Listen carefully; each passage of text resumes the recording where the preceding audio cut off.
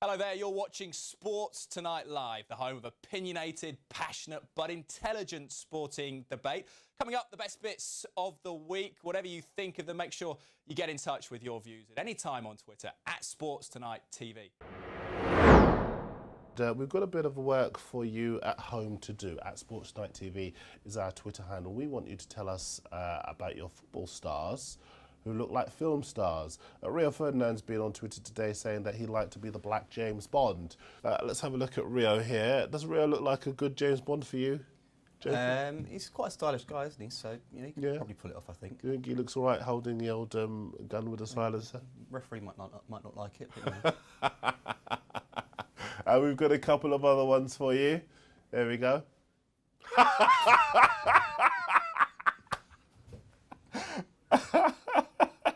Now, I have to tell you at home.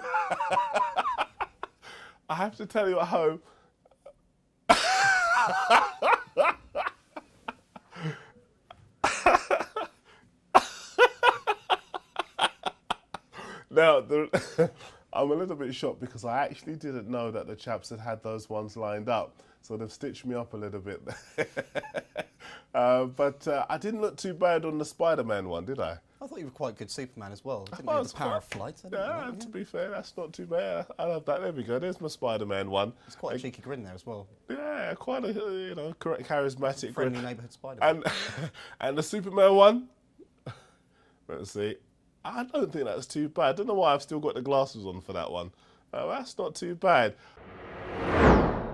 Bradford were almost unbackable. We said Villa could get the draw. What's happened, Elliot? That's incredible. Yeah, it's another header, another set piece. Who to, Elliot? Sorry to Bradford, I should have said.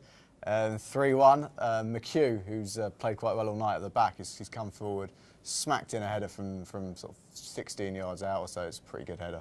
I'm not being funny, Elliot. What Honestly, a header. I'm watching this game. I watched this game the second half. Just see that corner of my eye. Honestly, if I watch this game for the first time, I would think that Bradford were the Premier League side. Well, the thing is, I mean, Elliot, obviously, No backing doubt it about 2-1, that was all about desire. All right, McHugh just showed more desire than any other. As Benteke has let him go and turn his back on him. The young lad, he's only 19. He's been let go by a few clubs, so he's tried to resurrect his career at Bradford. That's all about desire in the penalty box, and if you're going to hurt yourself.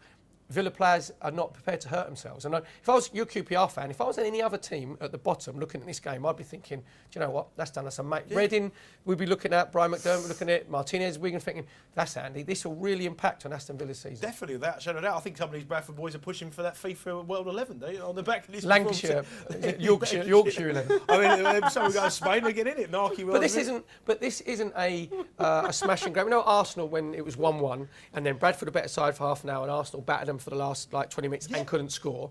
This isn't one of those games. This is an end-to-end game where you couldn't tell which was the Premier League and which was the Division 2. Arsenal I would be worried as a Villa fan if my team's playing like that against a Division 2 time. It's shipping so many goals. It's 8 goals. It's 4 goals. It's 3 goals. It's not 1 or 2 a game. It's on average now. We've got a Villa fan here. See if he's worried. Look, he doesn't look worried to me. Elliot, are you worried or are you still calm as anything?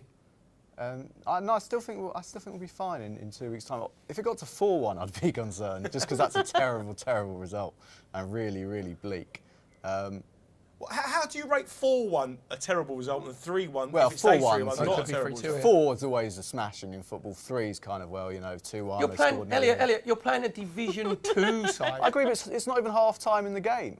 That's my point. Right, so you're still 3-1 down at half time against a Division 2 side who are not even top of Division 2. I think they're about a point outside the playoffs. So this isn't a team that's running away with Division 2. This is probably above average Division 2 side. Not a brilliant one. Yeah, and it's a very poor Premier League side as well. I mean, let's not forget that. We're struggling in the Premier League. But I think if, and I believe when we turn it around in 2 weeks' time, the first leg won't matter. It's finished 3-1 to Bradford. Let's go to Elliot. Give us a little bit of a round-up, Elliot.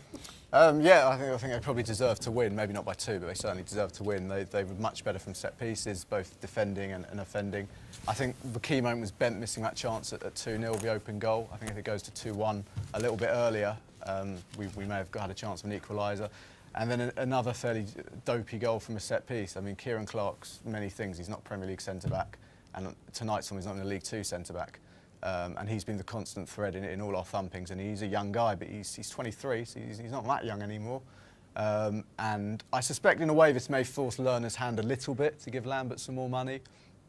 It might not be the worst thing in the world, but it's all about Southampton now on Saturday, and then Swansea and Newcastle after that. Three very, very big. Well, Elliot, a massive result for Bradford. A big result. Twitter has got absolutely mad about people, about your opinions, your calmness. You are trending worldwide. Come back after the break, and we'll read you for all the Elliot Aston Villa tweets. 2-0. Come on. And Danny Graham has done it for Swansea. David. Oh, I can't believe it. What have they done? Out of nothing. Ivanovic again. Oh my God, this cup competition is just a surprise result. Surprise result. We've been all over them and they've beaten us 2-0. It's going to end 2-0. I mean, there's, 2 minutes left. I can't see us getting a goal. We should have had Demba Ba on so much earlier because he's been much better. Wow. He got the ball. He didn't know there was Danny Graham behind him. He back passed to the goalkeeper, woefully short. In comes Danny Graham round the keeper. Very nearly missed it actually, Graham, because the defenders got back on the line and he's put it in. Do you know what it is? There's no direction on the football side at Chelsea. No. It is as Dave said, it is the owner of Abramovich playing FIFA manager, but for real. And there's Ray Wilkins got sacked because he actually spoke out against Abramovich on some of the tactics, some of the football decisions. So he's gone. Yeah. So there's a culture of fear at Chelsea. Think actually, I better not say what I really think. And even but the thing is, David, would you get rid of? Would you be happier if Abramovich wasn't there? No, we love Abramovich. We've had the most successful period in our history under Abramovich. So it'd be difficult to speak out against him for what he's done for the club. David, if you spoke out against him, he'd be off. Chelsea fans have been really clever. At any other club, the situation we're in now, the board of directors and the chairman and the owner will be getting absolutely annihilated because there's no direction, there's no cohesion there. But Chelsea fans are really clever because they know if they start turning against him, he'll just say, thanks very much, I'm not interested in football anymore. Darren has phoned us. He's a Chelsea fan. He's just been at the bridge. Darren, what are your feelings? Embarrassing. Unfortunately, it's 2 defensive mistakes, but it's more than that. It's, again, down to the tactically inept manager that we've got and the substitutions that he isn't making. 40,000 of us can see it from the stands tonight. It's absolutely unbelievable how he can't see the changes himself. Well, and we've been cost for it. Well, we've had this discussion here tonight, and the general consensus of opinion here seems to be it's not actually the manager making these decisions. He can't take Torres off before the 80th minute. Why not? Because Abramovich will have his head. Well, he managed to take him off against QPR at home last Wednesday. If you're going to take him off after 80 minutes, you might as well take him off after an hour. That game was screaming out for Bar. Bar created 3 chances in 5 minutes, more than Torres did in 85. He then decides to bring on Marin with 87 minutes gone. I mean, what's he going to do as a flair player for 3 minutes? And he still persists with playing Louise as a holding midfielder when there's no need for him when you're 1-0 down in a game that you need to win. It's just completely tactically inept. He's got no plan A, never mind plan B. It's just embarrassing. You've got a guy that scored 2 goals on debut, but because of this whole Torres thing that he has to play, he then. I mean, what other club in the country, or what other club in European football has that mentality and has that attitude? Darren, you're not any other club in Europe. It's run by different rules. No other club in Europe is run by the rules that Chelsea are run by. And at the moment, you've got nobody there who's making football decisions. It's the owner who's making football decisions, and that's why your club is aimless at the moment.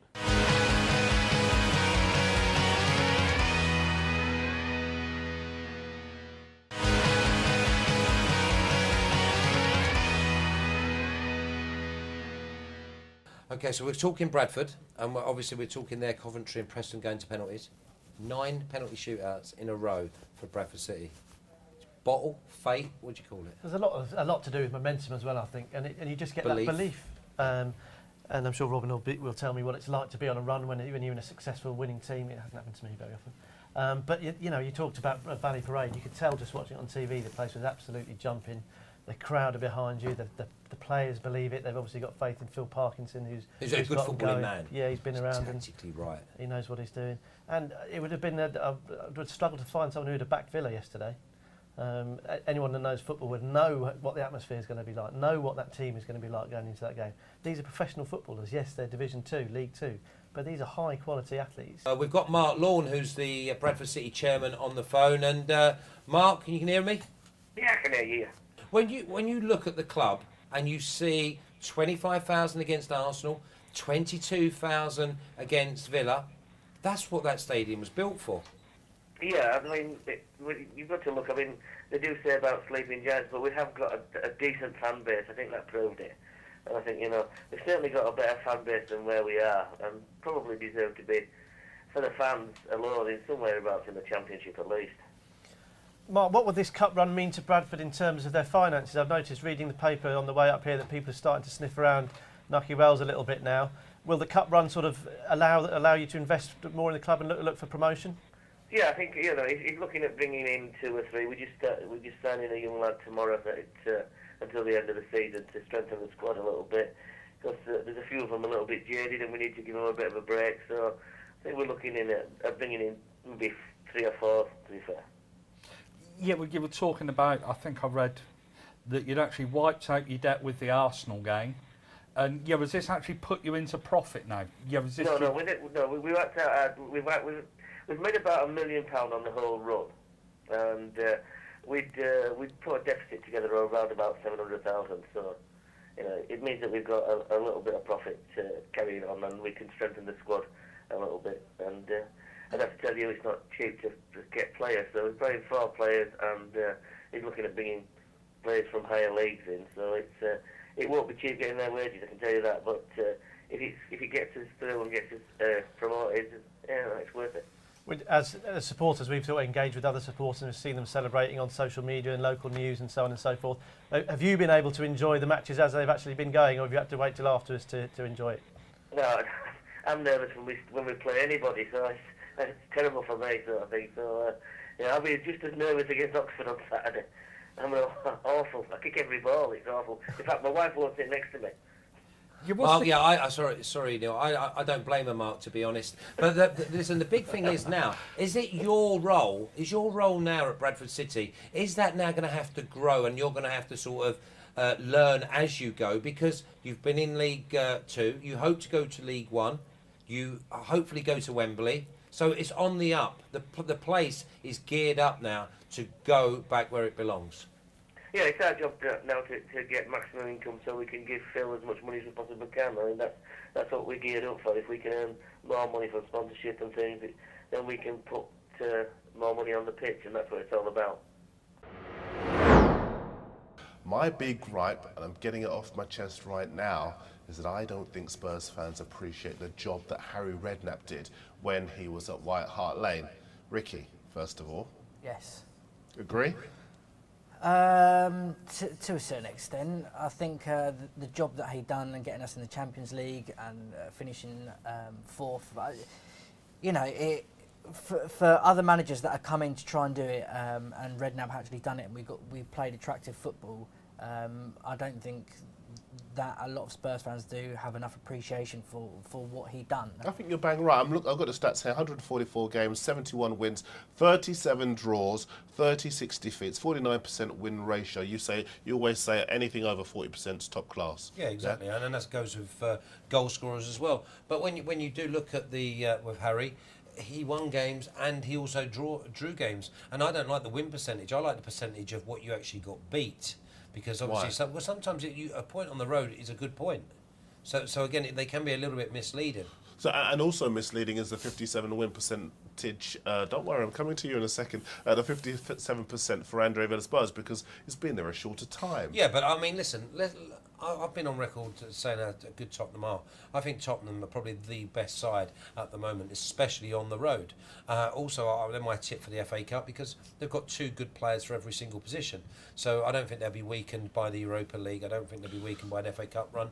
And I think they go from strength to strength. The interesting thing is that everything they've got now is because of the foundations laid by Harry Redknapp. But you're not having it, are you? No, Harry Redknapp inherited a brilliant Tottenham side that had. That was 2 points from 8 games and at the bottom of the Premier League. Under a manager that didn't know what he was doing under Ramos. But that said, any manager worth his salt could take on that team. The same thing he said about AVB about going to Chelsea. The Benitez at Chelsea saying any manager worth his salt could manage that team. Yeah, Modric, who was we didn't know at the time, but one of the best midfielders in Europe. Underachieving. Bale, who Redknapp, we should have nearly let go to Nottingham Forest on loan. But he was underachieving. He was underachieving, but these were quality players, and he got them playing well, as any good manager should, or any manager who's been paid the kind of money he is paid should. I'm not saying he's a bad manager. In fact, he's a very good manager, and he was good for Spurs, but he was probably marginally better than Martin Jol was. And Stop a second. If you agree with what Gareth's saying, I want you to get in touch, particularly if you're a Spurs fan. I know lots of you follow his podcast, very popular indeed on the web, so you'll probably all be on his side. But at Sports Night TV, I want to hear from Spurs fans on this, because I don't agree with what Gareth is saying. But your argument is that he came in and did what he was expected to do. No, he was expected to save us from relegation. It turned out that we had a much better squad and a team than we thought we had. And he has to be given credit for doing that. But before that, before Ramos, Jol got us to 5th place finish, nearly on the brink of Champions League football on one occasion when we had a dodgy lasagna and that sorted it for that season. But that was with a much weaker team. But the big difference is that the psychological barriers that Harry Redknapp managed to get Spurs through. Couldn't win against Chelsea, sorted that out. Couldn't win against Arsenal, sorted that out. And he got you into the Champions League. And when he got you into the Champions League, you got to the quarterfinals. You spent £8 million. Manchester City spent over £300 million and couldn't get out of their group. This is the reason why. And I want to bring you also in, chaps, because I know you're sort of on the fence a bit, but you've got to give Harry Redknapp credit where it's due, and the Spurs fans aren't doing it at the moment. Yeah, and also Van der Vaart was a massive... I think Harry's one of the managers that he'll get the best out of the players that sometimes may fall by the wayside. But I think you've got to give massive credit for AVB as well, because when he went in there, everyone was smashing him like clubbing a seal, because he was defenceless, because of his record at Chelsea. He's gone in there, and they didn't get off to a good start. So all of a sudden, the bandwagon starts rolling again. But for me, that they are probably one of the most exciting teams to watch. Yeah, got goals throughout. I agree with all of that, Flash. I agree with all of that, I don't think we can knock him. I don't think we can knock him, and I don't think we should knock him, Ricky. I think when you've got a situation like a young, vibrant manager who's got good ideas like AVB, how can you knock him? What I'm saying is his predecessor hasn't had enough credit, and I think a lot of people... But why should we give credit to a predecessor? They're gone. Because he's got the foundations on which AVB is succeeding. Well, has he though? I mean, yes, he has. Yes, but they he were falling has. apart. Did they not win? They didn't hardly win a game, did they, from February onwards? Well, this is the point I'm trying to make. They were falling like a stone. When he took over, not only were they low in terms of their league position, but their confidence was low as well. And Harry Redknapp came in, gave confidence to Bale, gave confidence to Modric, got the side playing better football, the Tottenham way, if there is such a thing. You can't deny what Redknapp did on the pitch. He turned us into a very good, attacking, exciting team to watch. His accolades fell upon Tottenham, and rightly so, because we were very exciting to watch. There's a side issue here that we haven't mentioned, is the fact that he doesn't the way. The people you employ in your club, you expect to be treated with respect. You expect that they hold the Tottenham name with the right regard, and Redknapp didn't do that. He undermined the person that runs a club isn't the football manager; it's the chairman. And Daniel Levy is the person who runs Tottenham Hotspur, and Redknapp done his best to undermine Levy in certain situations. But Gareth, that's politics. But that's all politics. That's all stuff behind the scenes. Listen. I don't always have the best relationship with my wife at home, but that don't really matter. If we come out, we're unified. No, it does matter. Why does it matter? It does matter. As a fan, what you should be caring about is the relationship between the players on the pitch and the manager. Chigi said to you earlier in the show, it doesn't matter what we did. We didn't score goals. You can say we had chances, you can say it is. Scoring goals, winning games, that's what the manager and the player's job is to do, and that's what he was doing. It's not their only job. Their job is also to be a good in public relations, to actually think that the people that are funding this club and the people that are shedding out tons of their own money to go and watch them play Are they being respected? Am I saying the right things that would... Is that right? I'm staggered by this belief. Go on, My point isn't that the players probably don't care. Why would they?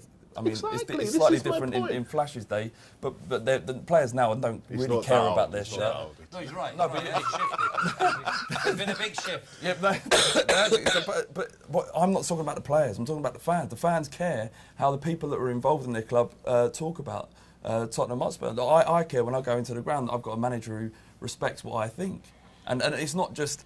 It's the way he put a wedge between himself and the club, but also the fans. He often referred to us as them, as opposed to we. And you're smiling, but that means something. Gav, come on. I mean, you surely don't care about that. I do care about that. That matters to you. It does matter to me greatly. I think that there should be a unity at a club, and when Redknapp was there, there was. Do you see that now under AVB? Certainly, I think that AVB and talks in the right way, and it isn't a difficult thing to do. All he has to do is think about what he's saying and the effect of his words. With Redknapp, you got the impression that this is my bandwagon, and with Redknapp, it's about how do I progress my legacy. And he was talking about, and the same thing's happened at QPR already. This will be the greatest thing I ever achieve. What about the fans? How good would it be for them if they stay up? This will be the greatest thing that I ever do as a football manager. I don't care. Yeah, you're employed by QPR. Goal for Reading in their game against West Brom. That could be tight, Flash. Yeah, well, you know that Reading, they play for 95 minutes and they've got goals on their bench. There's Hunt on the bench, there's Lafondra on the bench. And the big thing with this, we said before the game that we felt that Reading's best opportunity would come from Kebe or McAnuff, because their match-up against the two fullbacks at West Brom was well and Joy. And they're just telling me it was Kebe who scored. Interesting at the Medeski Stadium. They'd been very defensive early on, but they're coming out to play and giving West Brom a very hard time. Bet Butler is waiting to update us on the in-play odds. So too is the stats mayor, Chris Graham. Chaps. Yeah, obviously Reading, can they make a comeback? You know, West Brom were unbackable 1-80 favourites. They're not 1-80 favourites now, they're 1-8. You know exactly what's going to happen in the next 5 minutes. It's going to be all Reading. I remember the 3-3 game where Reading kept on going and going and going. And can they do that again? They're 33-1 to win the game, 9-2 to draw, 1-8 West Brom. I'll be more interested in the draw here at 9-2 rather than the Reading 33-1, because I think 9-2 might be a little bit of a bet. That's interesting, because Reading have got a terrible record in the last 15 minutes of games. So I wouldn't be surprised if there was another goal for West Brom here. They conceded 12 goals in the last 15 minutes of Premier League games this season, so that's quite worrying. Just as you join us, Reading have equalised. Adam Lafondra scoring a penalty in the 88th minute. West Brom throwing it away after being 2 goals to the good in front, and one man in this studio called it. Flash. Well, the big thing you've got to remember with Reading is that they go all out. So when they went 4-5-1, they've almost been tempered. So when you 2-0 down, you throw caution to the wind. You go back to what you do best, and that's attack, attack, attack. Now, as soon as it went 2-1, we said, this team goes for 95 minutes. They got Lafondra on the bench. They've got Hunt on the bench. They've got goals. I wouldn't be at all surprised if we hear from another goal going in there, and it's 3-2. Well, let's go to the Bet Butler and see what the odds are on Reading coming out on top from this match, because it's been an extraordinary affair. Oh, my word! Bet Butler! It's 3-2! It's 3-2, and there are 200-1 to win this game. Reading West Brom were 1-80 to win the match. You've got to look at the subs bench. You've got to look at the players. We said Lafondra. We said Hunt on the bench. They could come on and change the game. Lafondra scored the penalty. They were 2-0 up West Brom. And were 1-100 on West Brom to win the game. Reading were 200-1 to win this game of football. The draw, just to come to me, was going to be 1-7. It's the biggest turnaround. We said Reading keep going and going and going. Lafondra's done the business. We don't know who's got the third goal, but Reading are now gone from 200-1 outsiders to 1-50 favourites in a space of 5 minutes.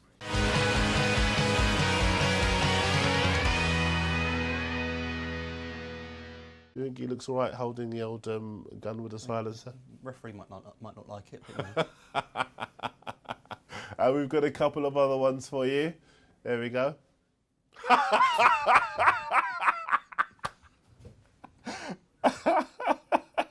Now, I have to tell you at home.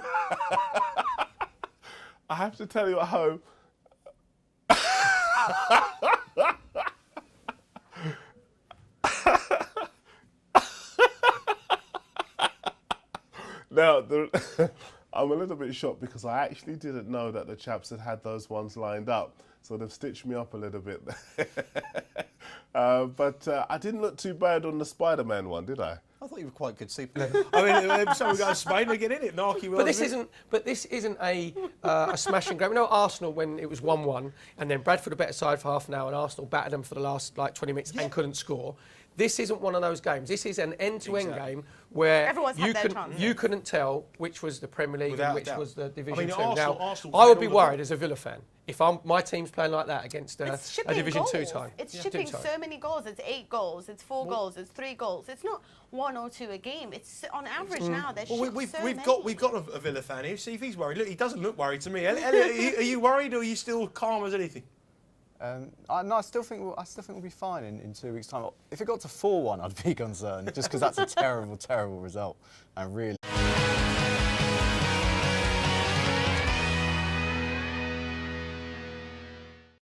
Hello there, you're watching Sports Tonight Live, the home of opinionated, passionate but intelligent sporting debate.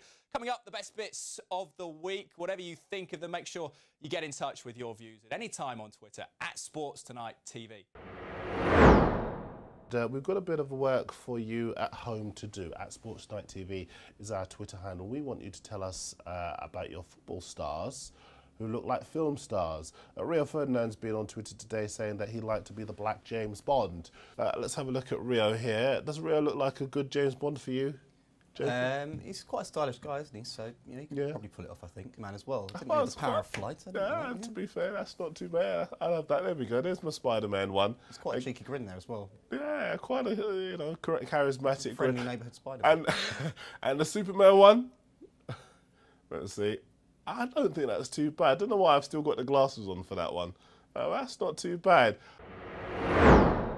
Bradford were almost unbackable. We said Villa could get the draw. What's happened there? That's incredible. Yeah, it's another header, another set piece. Who to, Elliot? Sorry to Bradford, I should have said. 3-1. McHugh, who's played quite well all night at the back, he's come forward, smacked in a header from sort of 16 yards out or so. It's a pretty good header. I'm not being funny. Honestly, I'm watching this game. I watched this game the second half. Just see that corner of my eye. Honestly, if I watch this game for the first time, I would think that Bradford were the Premier League side. Well, the thing is, I mean, Elliot, obviously, backing it 2-1, that was all about desire. All right, McHugh just showed more desire than any other. Benteke has let him go and turn his back on him. The young lad, he's only 19. He's been let go by a few clubs, so he's tried to resurrect his career at Bradford. That's all about desire in the penalty box, and if you're going to hurt yourself. Villa players are not prepared to hurt themselves. And if I was your QPR fan, if I was any other team at the bottom looking at this game, I'd be thinking, do you know what? That's done us a mate. Yeah. Reading, we'd be looking at Brian McDermott, looking at Martinez, Wigan, thinking, that's handy. This will really impact on Aston Villa's season. Definitely, without a shadow of doubt. I think some of these Bradford boys are pushing for that FIFA World 11, on the back of this. Lancashire, Yorkshire.